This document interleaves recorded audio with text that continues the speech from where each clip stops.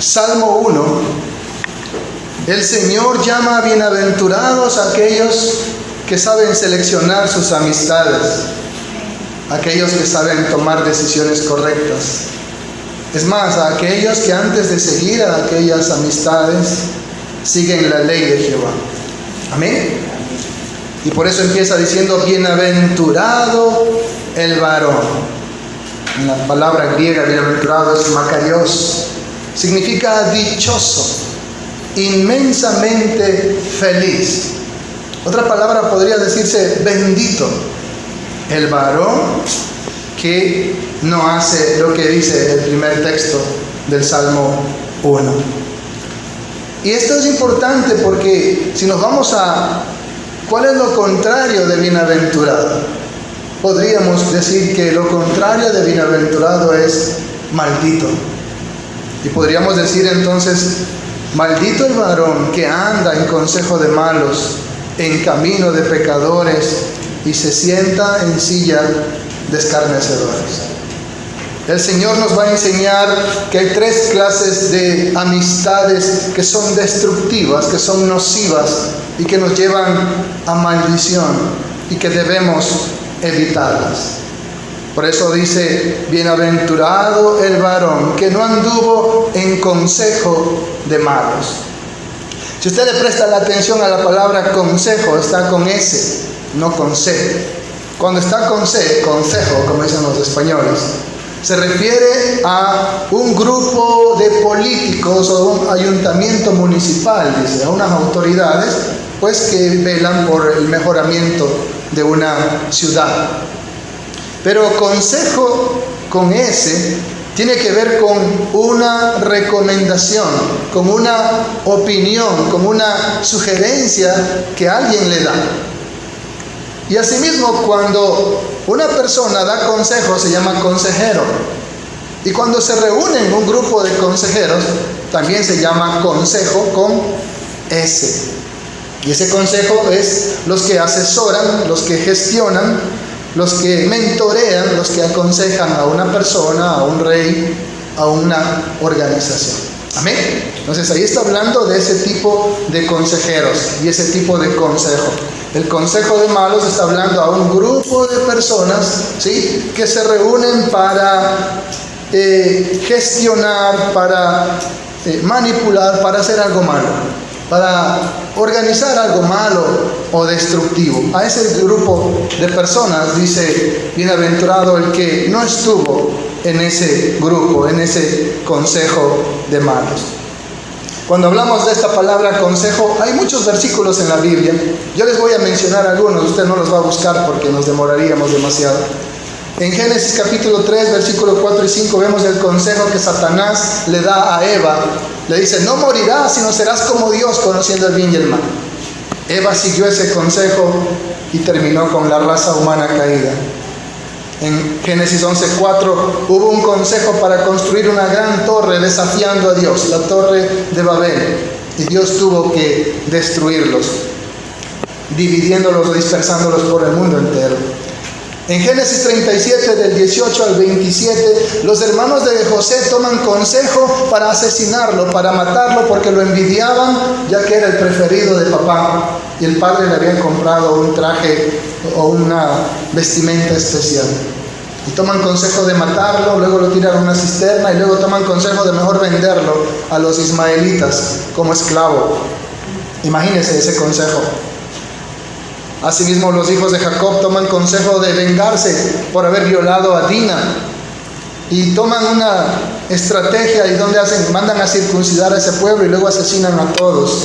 Por eso en Génesis capítulo 49, del 5 al 7, Jacob dice que yo nunca esté en el consejo de Simeón y de Leví, que fueron los que organizaron esa matanza. Y Jacob profetiza sobre ellos y dice, ojalá que yo nunca esté en ese consejo de estos asesinos, y eran sus hijos.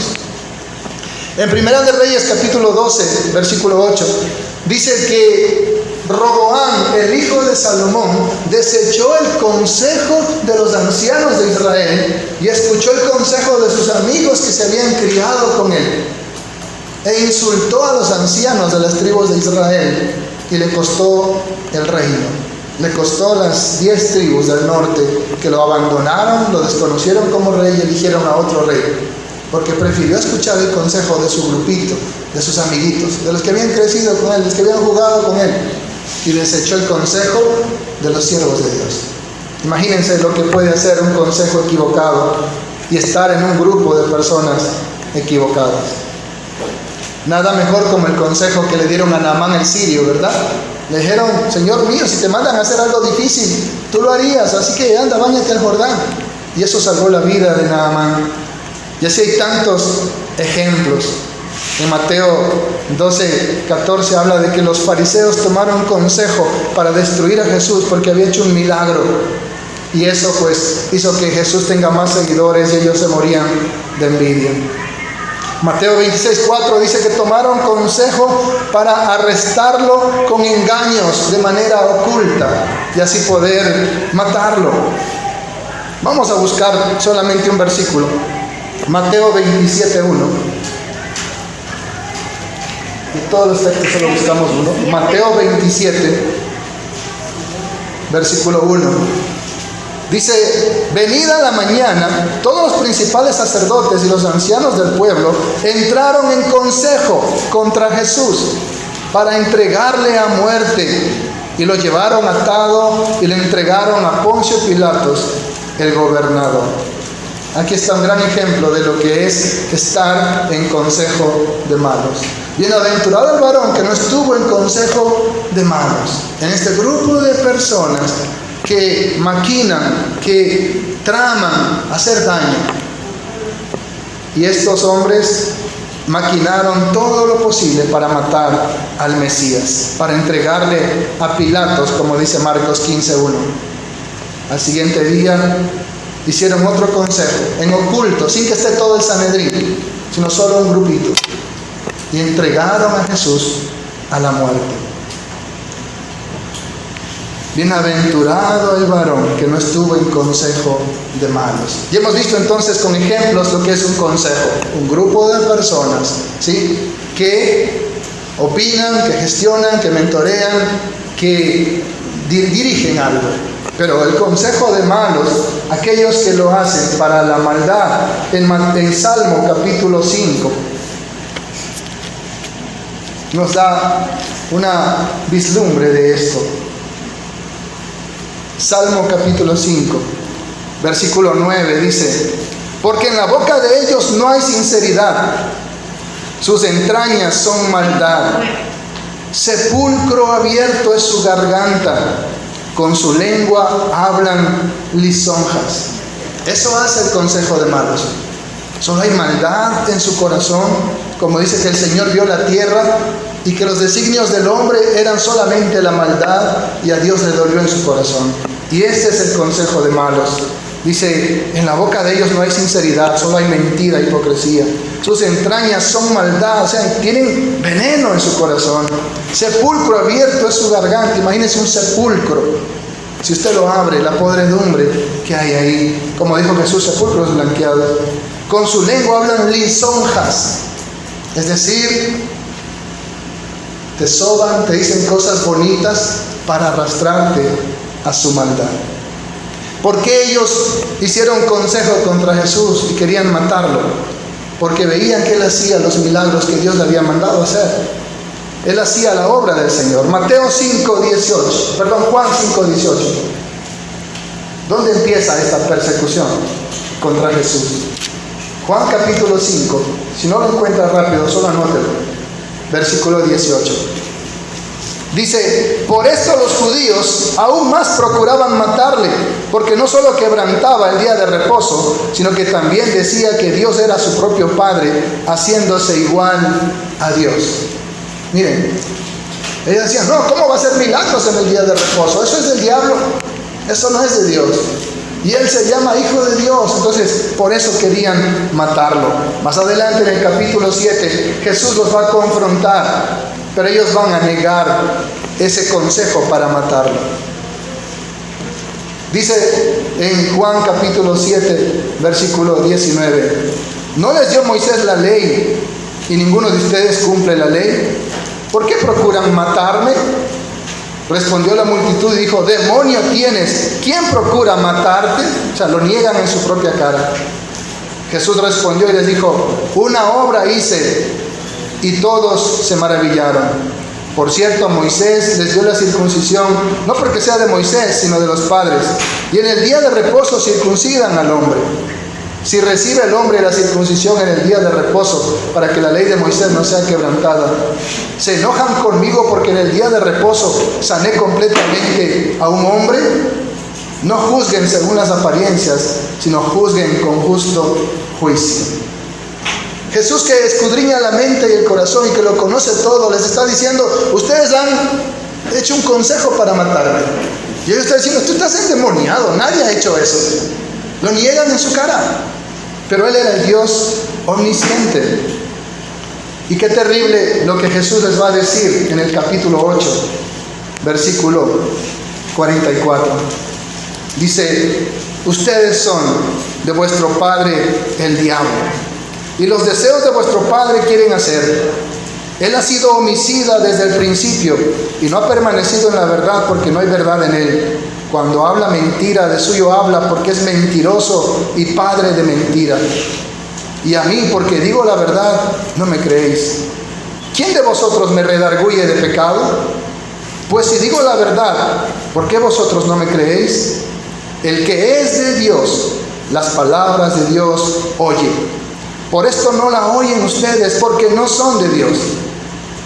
Respondieron entonces los judíos y le dijeron: ¿no decimos bien nosotros que tú eres samaritano y que tienes demonio? Así le respondieron a él cuando él les dice: ustedes son unos homicidas y mentirosos. Ustedes son hijos del diablo y por eso hacen un consejo para matarme. Terribles las palabras de Jesús.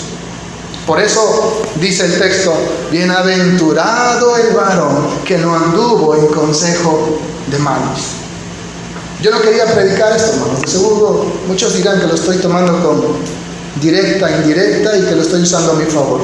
Le dije a Dios que me dé otro mensaje, pero Él me dijo que este era el mensaje que quería que predique hoy. Por lo tanto, no lo tome de parte del hombre, sino vaya a la Escritura y tómelo de parte de Dios.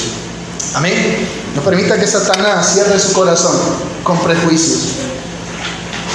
Volviendo al Salmo 1. Bienaventurado el varón que no anduvo en consejo de malos. Ya sabemos entonces qué es el consejo de malos. Ese grupo de personas que tienen maldad en su corazón, que tienen venganza, homicidio, asesinato en su corazón. Ni estuvo en camino de pecadores. ¿Qué es esto del camino de pecadores? Yo le invito a buscar Proverbios capítulo 1 para entender esto. Proverbios capítulo 1. ¿Quedó claro que es el consejo de malos? Amén. Amén. Proverbios capítulo 1, desde el versículo 10. Miren lo que nos dice el Espíritu Santo. Hijo mío, si los pecadores te quisieren engañar, no lo permitas. Si te dicen: ven con nosotros, pongamos acechanzas para derramar sangre, acechemos sin motivo al inocente, los tragaremos vivos como el Seol y enteros como los que caen en un abismo. Hallaremos riquezas de toda clase, llenaremos nuestra casa de despojos. Echa tu suerte entre nosotros, tengamos todos una bolsa. Hijo mío, no andes en camino con ellos. Aparta tu pie de sus veredas, porque sus pies corren hacia el mal y van presurosos a derramar sangre. Amén. Proverbios capítulo 1, del 10 al 16. Mire qué consejo tan importante da Dios a sus hijos. Y más adelante, en el capítulo 4 de Proverbios 4,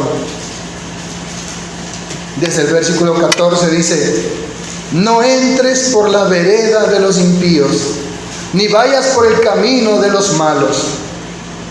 Déjala, no pases por ella, apártate de ella, pasa.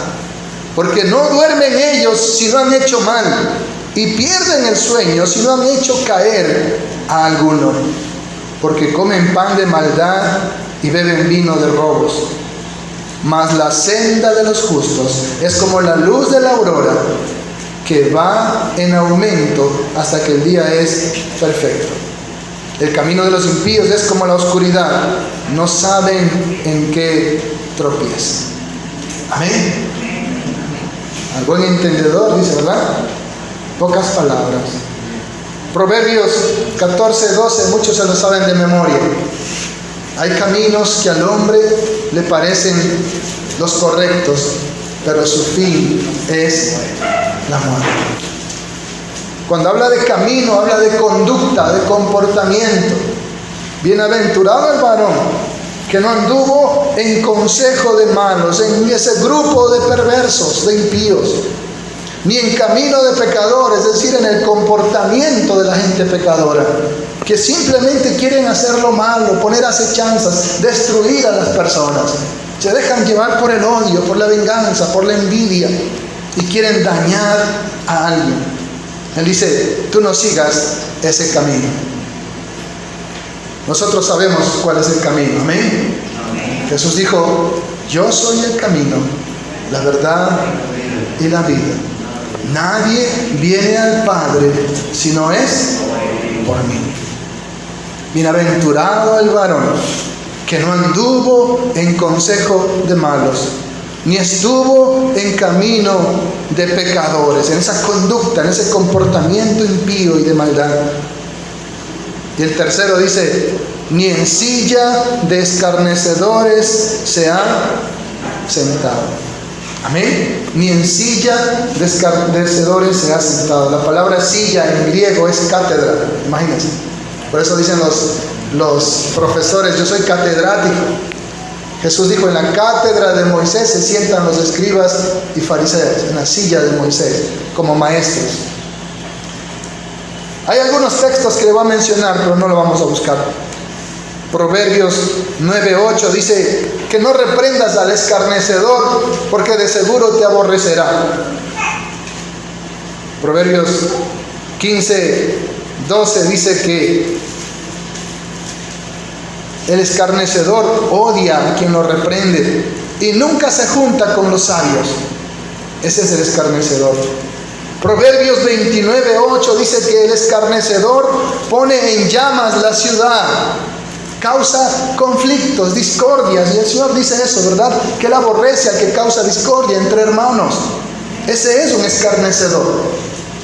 Busca causar división, causar daño, destruir, pone en llamas la ciudad, dice. Y en Isaías 29:9 dice que el escarnecedor será destruido. Amén. Que ese escarnecedor será destruido. Ya sabemos qué hace un escarnecedor y qué le va a pasar, pero vamos a ver ejemplos para tener claro lo que es un escarnecedor. Mateo capítulo 27.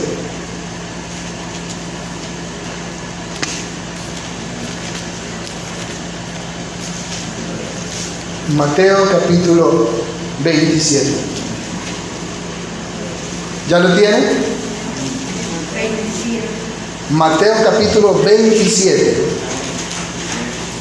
27.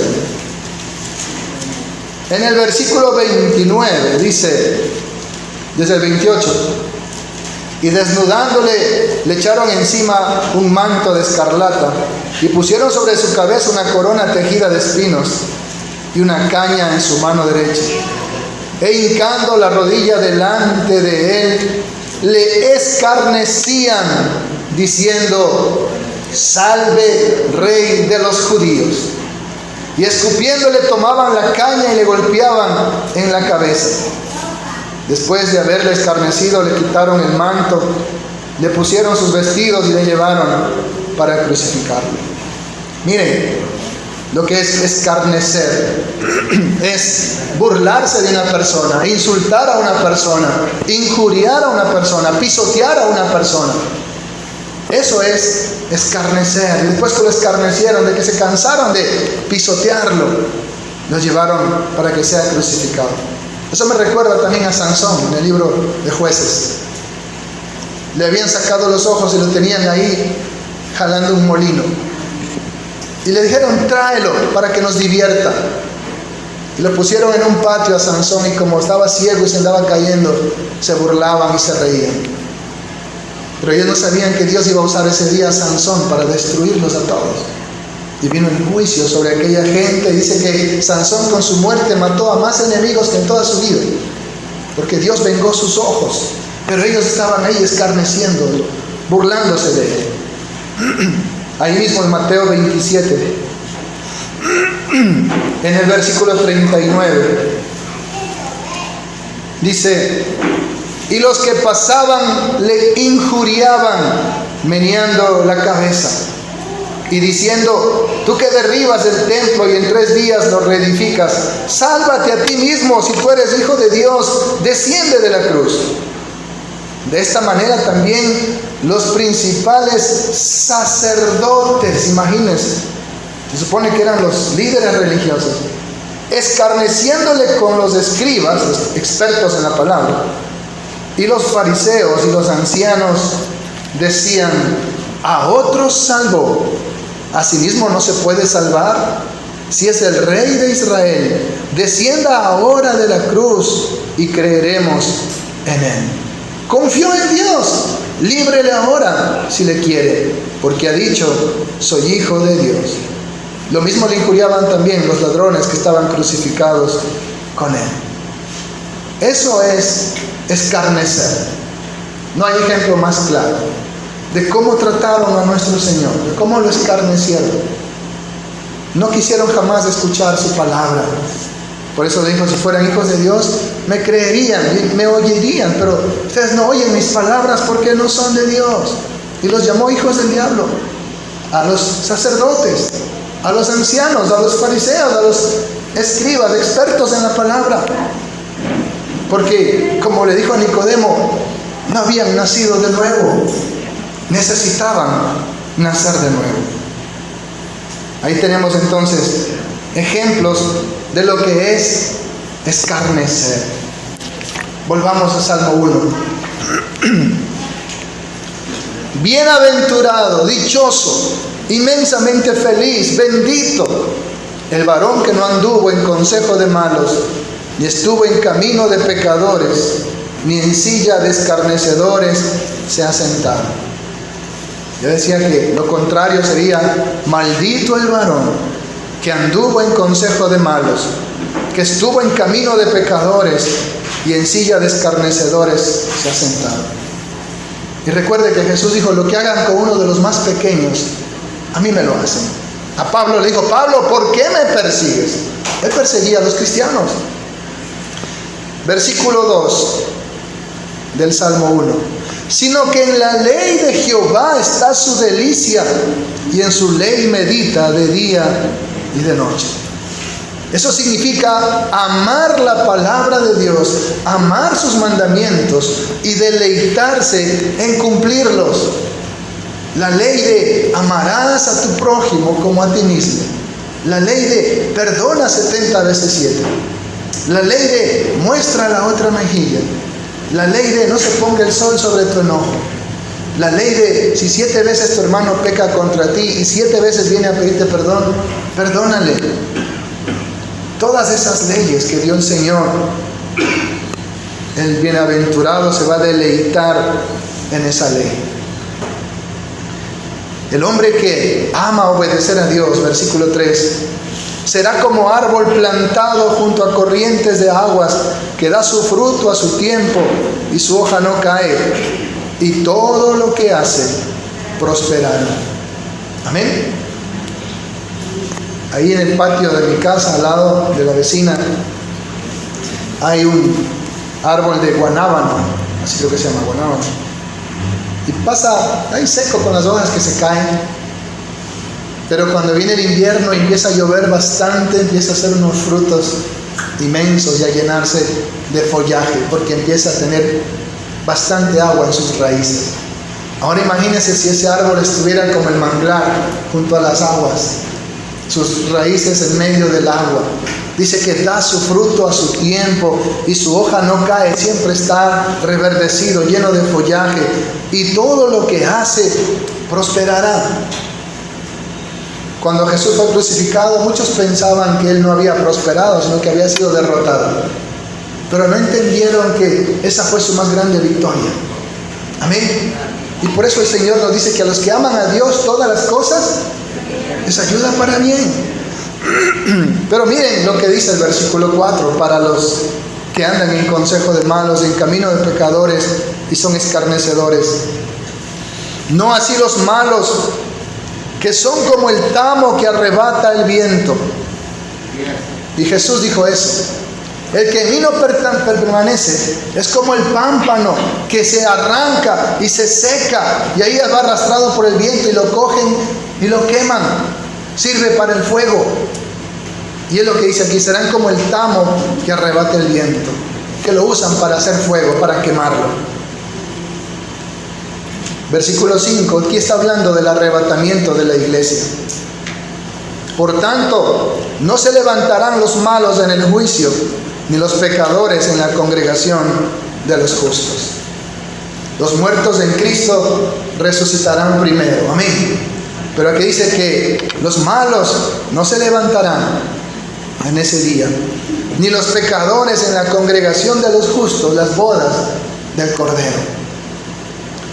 Porque Jehová conoce el camino de los justos, mas la senda de los malos perecerá. Amén. Amada iglesia, aprenda a tomar decisiones y aprenda a seleccionar sus amistades.